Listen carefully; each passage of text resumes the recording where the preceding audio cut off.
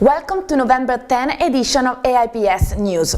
Latest doping scandal overwhelmed Russian athletics. The WADA, War Anti-Doping Agency Commission, asked to Russia to be banned for the world's athletics.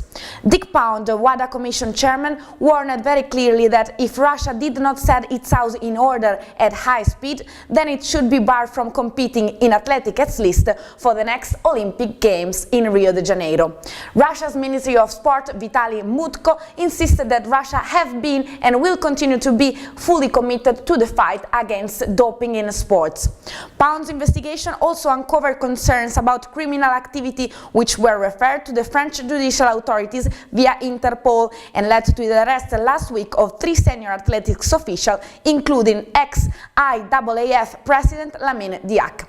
Let's move now to football. The Puskás Award for the best goal of the year will be chosen among the 10 nominees by FIFA. The extraordinary goals are visible online on FIFA.com and will be chosen by the fans from across the world.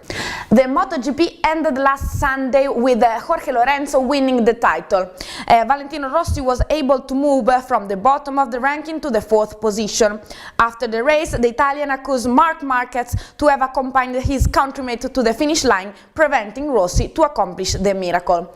Last week, during the AIPS and the Sports Media Pearl Awards press conference, there were unveiled the names of the top 10 nominees in each of the 9 categories of these international awards, and also the name of the jurors. The awards ceremony will be held in 1 month in Abu Dhabi. Thanks for watching and join us the next week for the latest edition of the AIPS News.